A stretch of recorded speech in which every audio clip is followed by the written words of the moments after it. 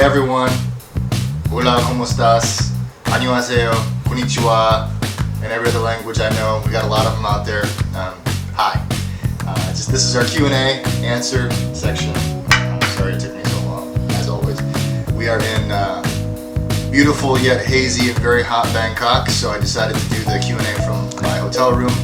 So please bear with me. I know it's not the most beautiful room in the world, but we're going to get it done today, here, right now. So anyway, Martin's filming. 안녕하세요. Hello. Yeah, let's just do this. Let's get started on your question. Okay, the first question we chose is from C-Cent. I believe that's like an ID name. I'm not sure who it is, but we liked it. It was, what is my favorite quote? And I have a lot of favorite quotes, but these days, I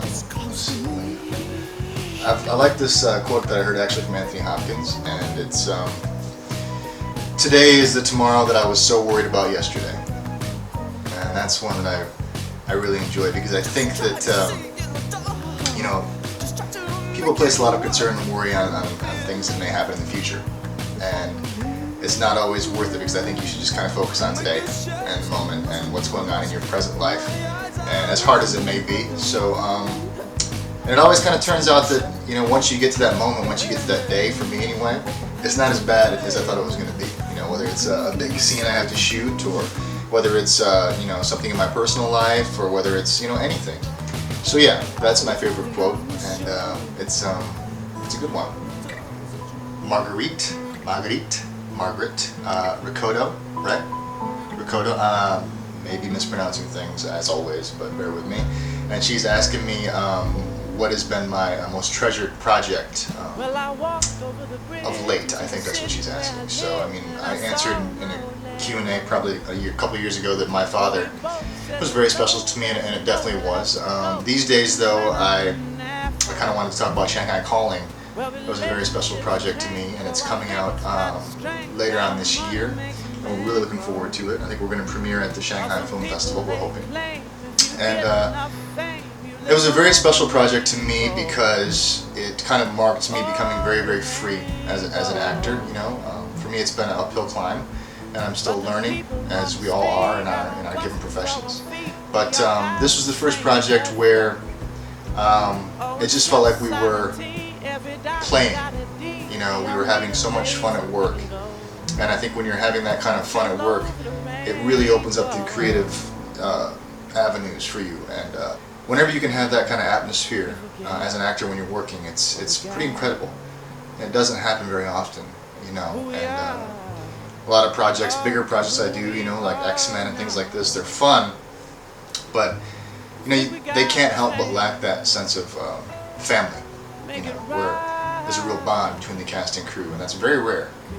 I think it was, performance-wise, one of the freest for me, you know, one of the most, I connected the most with this character, and it was comedy, and I haven't had a chance to do that, and that's something, a lot of you may not know, but that's something I dearly care about. So comedy is very close to me, and I was able to showcase a little bit of that in this film, so I'm looking forward to it. The next question is from @YXenon. It's a very interesting name. I don't know much about it, but anyway, very interesting name. They're asking, the question read, Mango, who loves? And I think they mean what happens to Mango when I'm gone. And so here it is. When I'm gone, she's taking care of my very, very best friend, Matt, back in Los Angeles, and they have a life together. They're unofficially married. They go for walks in the park. They go for ice cream, watch movies together. They have a full-on relationship and a lot of love. Mango does not speak English, and so Matt speaks Korean to her, and he's learned Korean, and he kind of speaks Korean like he's from like the countryside, and it's pretty funny. But no, she is in the best of hands, and he's with her all the time, and when I go back, I'm with her, and I hate to leave her. As much as I hate to leave her, I have to. The minute I get my suitcase out, she gives me one of these looks. If I bring my suitcase out, she goes, and then she'll walk away. Vita gracia, vita gracia, vita gracia. I don't know where you're from, but I'd like to say your name.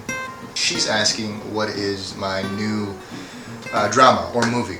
I just finished doing The Last Stand not too long ago with Arnold Schwarzenegger and Forrest Whitaker and Johnny Knoxville and Genesis Rodriguez and all these amazing actors and actresses. We just finished that, and with the amazing director Kim Jun Kang-dong-nim, which is a Korean movie director. He's an amazing Korean director, and I had a blast, and that's finished. And now I'm on to work with Lee Myung-se.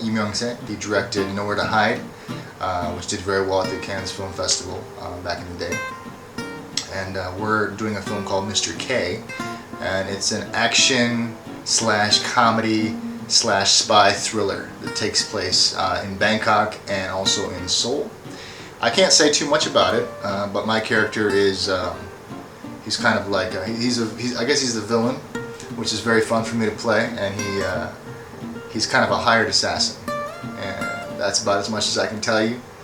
But we're really looking forward to this film because of the director's just reputation for shooting things so beautifully. And he's a very stylistic director, so every single shot is incredibly detailed, and it takes a lot of time to shoot, and I'm learning as an actor.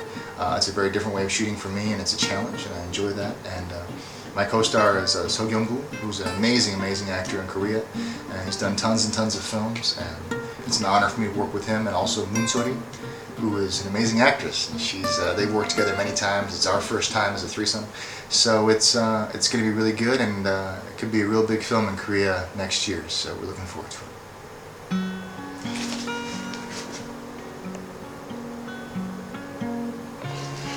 The next question is from, I'm going to butcher this, Hyanti Muyadi.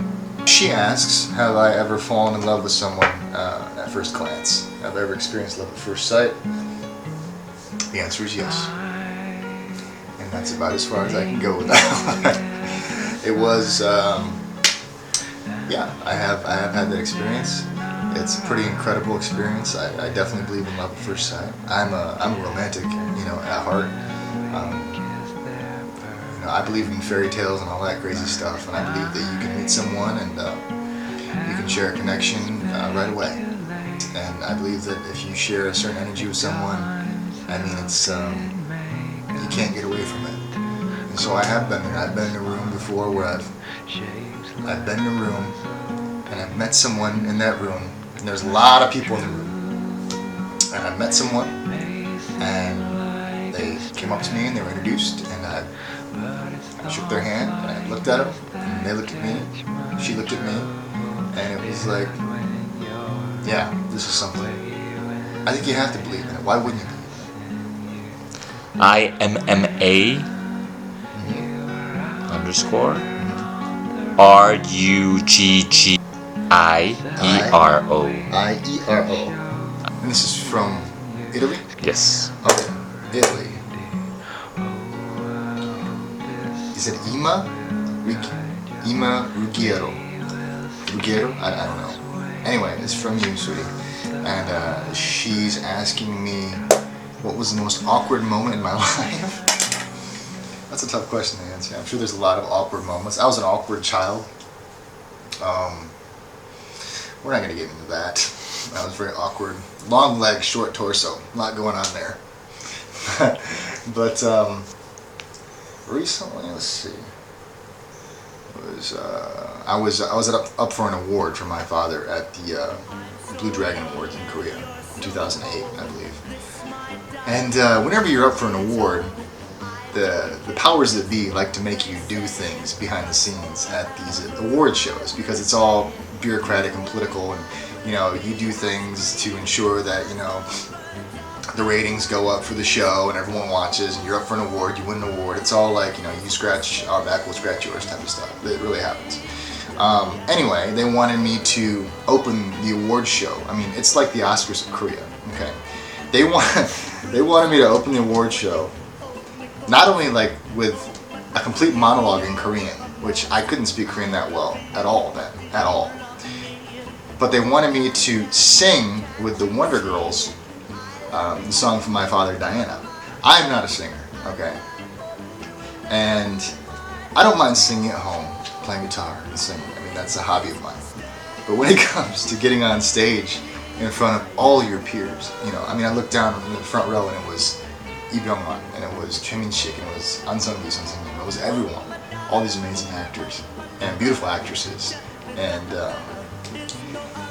they wanted me to sing the song, and we knew the award was important, so we ended up doing it, and I did it, and it was probably the most awkward, embarrassing 6 to 10 minutes of my life. You know, it was just pitchy and off key, and they had, first of all, they had the music tuned to the key of the Wonder Girls, which was way too high for me, and I couldn't find the pitch. I was all over the place, and I mean, it was what it was. It was funny and fun, and we did it. And then I had to do a full speech afterwards in Korean, which was, I probably butchered that too. But you know what? Screw it. We did it, and we got the award, and it was fine. But that was definitely one of my most awkward moments in my life. So.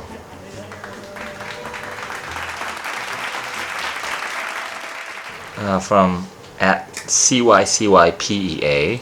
CYCYPEA. CYCYPEA. What keeps me going when the effort I put in doesn't necessarily equate to the desired outcome? You know, there's a lot of times in your life when you are faced with situations not panning out the way you hoped it would. What keeps me going is faith in myself. I think that's very important, to love yourself, to know that you're worth it, to know that there's a bigger reason for you to be here, and there's a bigger picture that you're going after in life. You know, I don't know what that is necessarily, but I know that what I've done up to this point has gotten me to this point. And there's been a lot of times when I felt like I made the wrong decisions, and I felt like I made mistakes. But I wouldn't go back and change any of that, because I wouldn't be here today. I wouldn't be who I am. My family and friends keep me going a great deal. I have the greatest parents in the world. You know, they've always let me do what I wanted to do. They've never questioned. They let me be whatever I wanted to be, and it worked out for the best, thankfully. But even if it didn't, they would have been there right beside me, standing there and supporting me. You know, even if I was, you know, working at a gas station right now in my hometown in Carson, my dad would have been there every day, filling up his gas tank, supporting me. I guarantee it. You know, and that's. I'm so lucky to have that. My friends, the man behind the camera, Martin, my friends in the States, my friends in Korea, they're an amazing support group, and they help me every single day. You know, whether they know it or not, they're here in my heart with me. And I know that I have a responsibility not to let them down, and that's a huge motivator for me. They depend on me in a good way. I depend on them in a good way, and I can't let them down. For me, I know that I have to pick myself up, move on, and look to the future, look towards what's next, because I've got a lot of people there who are depending on me. And I think if you look inside of yourself, most of us do. You know, whether you know it or not, most of us do. And you guys, the fans, it's the same thing. All those things sort of mix into this great collage of support for me, and that's what keeps me going. A lot of you guys have asked the same question, so for this question, I'm going to group it together. It is, what is the most touching or special thing a fan has ever done for you? And there's a myriad of things that I could list. I mean, you guys are incredible. I mean, really, I have the best fans. But one woman sticks out in particular. I think you guys will remember last year, if you were following me on Twitter, I tweeted something along the lines of, today's a very sad day. Lost one of my greatest supporters today. You know, and it was a very hard day. And I lost a fan, she passed away. You know, it was one of my first experiences with that. And her name is Kim So-young. And she was, just a little backstory, when we started Hermosa years ago, she was one of the founders, one of the first people who joined. She was my biggest supporter, and everything we'd do, fan meetings or any type of get-together, she'd be there first, and, you know, decorating the venue. She'd be blowing up balloons or doing whatever she could to ensure that we had a great experience as a group, you know. And she was very, very humble, and she was very selfless, and she never expected any type of recognition for anything. In fact, many, many times she requested that I not know that it was her doing these things. She was so selfless, but I always knew, you know, that it was her. And then we found out not too long after we started Hermosa that she was sick with cancer. And it was difficult, but she would still come to fan meetings, and, you know, progressively things got a little worse, and she couldn't participate, but she was always there, always smiling, always doing something. And in the last 3 years it got really intense, and, you know, things happened. She passed away last year. So all those things that she did for me, you can't really, you know, can't really explain how much of an impact that makes on your heart. And if that wasn't enough, when she passed away, she was in the hospital for a long time, and she never wanted to burden me with the thought of her being in the hospital, even though I didn't know. But she requested that nobody tell me, but I knew the whole time. And we would send her videos and things, and we try to, you know, keep her spirits up. And she passed away, and it was very sad. And then about a week or so later, after she passed, a package arrived at our office. It was cake for everyone at the office, for a lot of people, and it was from her. It was from her, and she had requested on purpose that after she passed away, that someone place an order so that a cake would be delivered to our office to thank us for giving her that happiness in her life, be part of our family. And that is the most special thing a fan has